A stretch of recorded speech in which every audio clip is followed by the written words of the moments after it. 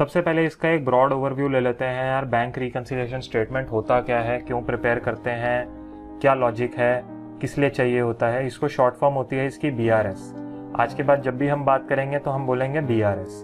तो BRS यार क्यों बनाया जाता है, तो ये समझ लो यार, अकाउंट्स में एक होता है आपके पास कैश बुक, जिसको आज के बाद हम जब अपने क्लासेस में रेफर करेंगे तो CB के नाम से रेफर करेंगे, और एक होती है मेरी पासबुक। अब कैश बुक जो होती है ये तो आप खुद प्रिपेयर कर रहे हैं, अपना बिजनेस इसको खुद प्रिपेयर करता है, अपने पास अकाउंटेंट खुद प्रिपेयर करता है, चार्टर्ड अकाउंटेंट खुद इसको लिखता है क्लाइंट के लिए। लेकिन जो पासबुक होती है वो मेरी बैंक के पास मेंटेन्ड होती है। अब बैंक कुछ ट्रांजैक्शंस ऐसी हो सकती हैं, चलो उस पर जाने से पहले मैं कहता हूँ कि बैंक कुछ एक नंबर मेंटेन कर रहा है और हम कुछ एक नंबर मेंटेन कर रहे हैं, तो सबसे पहली बात है, क्या इन दोनों में कभी कोई डिफरेंस हो सकता है? एक बार सोचो, एक बार लॉजिकली इसको अपने दिमाग में सोचो कि जो नंबर मेरे बैंक अकाउंट एक ही है, उसके बस रिकॉर्ड दो जगह मेंटेन्ड है, कैश एक हमारे पास मेंटेन्ड है और एक बैंक के पास मेंटेन्ड है। तो सबसे पहली चीज ये आती है कि यार इसमें क्या कभी कोई फर्क हो सकता है कि जो बैंक मेंटेन कर रहा है और जो मैं मेंटेन कर रहा हूँ? तो फर्क दोस्त कभी नहीं हो सकता। ब्रॉडली जब भी हम ईयर एंड पर देखेंगे ये दोनों मैच करेंगे। बस क्या डिफरेंस हो सकता है यार कि इसके अंदर कुछ ऐसी ट्रांजैक्शंस आ रही होंगी जो अभी हम फर्दर डिस्कस करेंगे डिटेल में, जो बैंक मेरे बिहाफ पे कर रहा है, और कुछ ऐसी ट्रांजैक्शंस आ रही होंगी जो मैंने खुद बिजनेस में कर ली लेकिन मैंने बैंक को इंटीमेट नहीं किया उन चीजों को लेकर। तो यहाँ पर जो बैलेंस आ रहा होगा और जो यहाँ पर बैलेंस आ रहा होगा उसके अंदर कुछ फर्क आ जाएगा, और वही फर्क को हमें as a chartered accountant reconcile करके अपने पार्टनर को, अपने क्लाइंट को बताना होता है कि सर ये डिफरेंस है और इस वजह से आपका डिफरेंस आ रहा है आपके अकाउंट्स में। तो बैंक रिकंसिलिएशन स्टेटमेंट मुझे क्यों बनानी पड़ती है? सबसे पहले एक ब्रॉड थ्योरी समझ लेते हैं कि व्हाई या what is the importance of preparing this bank reconciliation statement.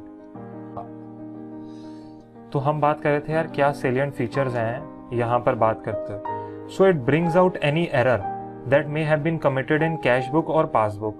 अब जब हम अभी बात कर रहे थे, हमने बोला यार मैं रिकंसाइल करूंगा ब्रॉडली, मेरा कोई फर्क नहीं होना चाहिए, जो मेरी पासबुक में आ रहा है वही मेरी कैश बुक में आना चाहिए।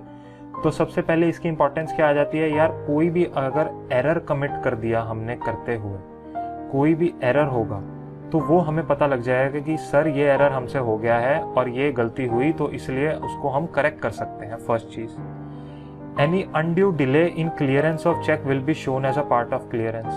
अब हम आगे जब जाएंगे, आगे हम जब चीज़ें समझेंगे तो हमें पता लगेगा कि यार हम कुछ चेक्स तो हम खुद दे देते हैं, बैंक को सबमिट कर देते हैं कि सर आप क्लियर कर दीजिएगा, लेकिन उसमें 1 से 2 दिन लग जाता है, कुछ डिले हो जाता है उसकी क्लियरेंस को लेके, तो फर्क आ जाता है। तो वो डिले के बारे में भी मुझे यहाँ से डिटेल्स पता लग जाती हैं। सेकंड में कह रहा हूँ, a regular reconciliation discourages the accountant of the bank for embezzlement.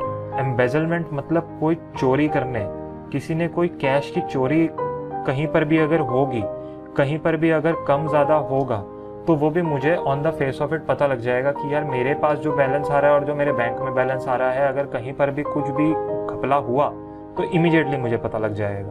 और फोर्थ आ रहा है यार, it helps in finding out the actual position of bank balance. आज की डेट में बैठकर मुझे मेरी एक्चुअल पोजीशन पता लग जाती है बैंक बैलेंस की, अगर मुझे किसी से भी वो डिस्कस करनी है।